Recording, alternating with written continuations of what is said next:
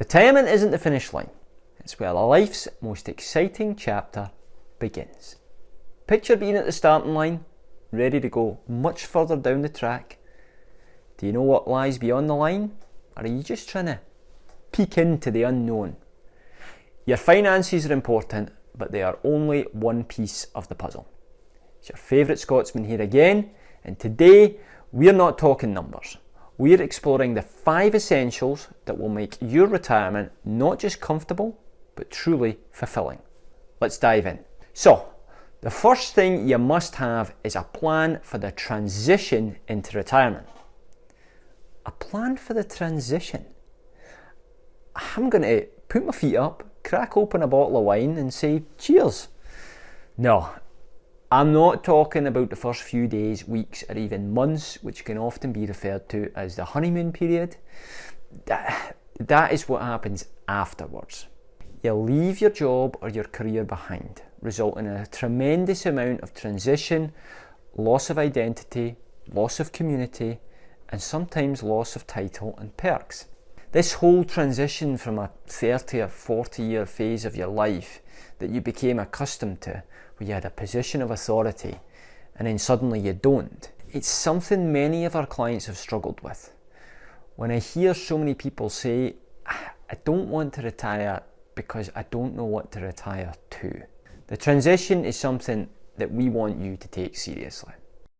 At Beaches Financial, we understand the challenges, the loss of identity, community, and the daily structured work provided. That's why we stress the importance of crafting a clear, non-financial vision for your retirement. We encourage you to develop fulfilling routines and hobbies to ensure your life remains vibrant and full of meaning. Along with this, it's important to create healthy and fulfilling habits and routines for you that as you move forward over the next 30 plus years, so you've got a long and healthy life ahead of you. The final point is that the transition is really about redefining retirement. Don't think of it as, well, that's the end of my career, now what? It's the end of many things, but it's really the beginning of something new. It's like when you leave college, you get your first job. Your career is just the beginning. This phase is a new beginning, and you should think of it that way.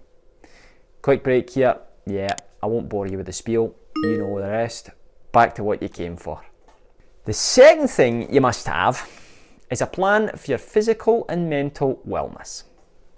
Look, knowing how much money you have and how long it's going to last is important, but what's almost as critical is living long enough to spend it.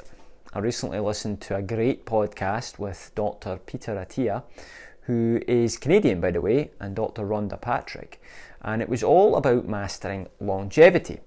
I'll leave a link in the show notes, but as he says, the number one way to affect your lifespan is physical exercise. Just 25 minutes of brisk walking a day can add up to 7 years of your life. 7 years. Think about that for a second.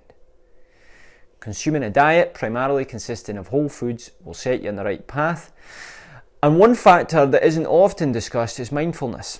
In full transparency, I was never a big believer in meditation, and I can admit I have dismissed it in the past. Maybe it's my stubborn Scottishness. But you know what? I've recently given it a go, and the benefits are just fantastic. If you're a beginner, then there's a number of apps that you can pull out your iPhone these days, and they're worth checking out. Whether it's meditation or journaling, give some thought to adding this to your routine. Sleep is also critically important. Getting those 7 to 8 hours a night.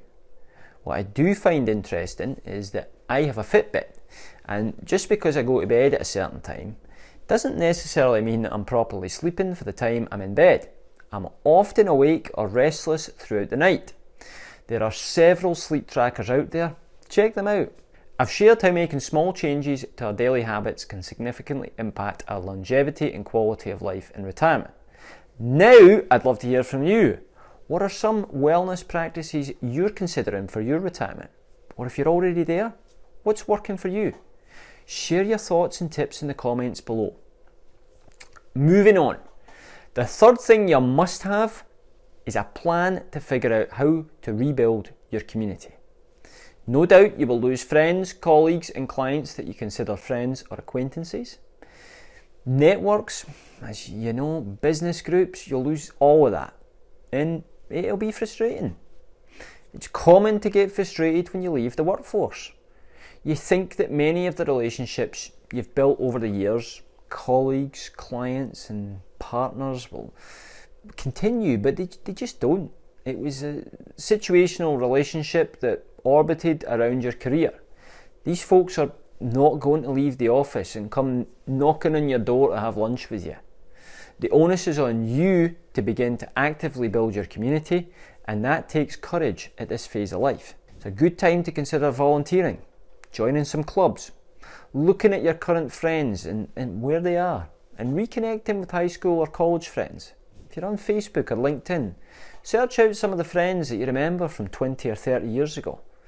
They're also looking for people, and a lot of them will be in this retirement phase too, and they will want to build a new community.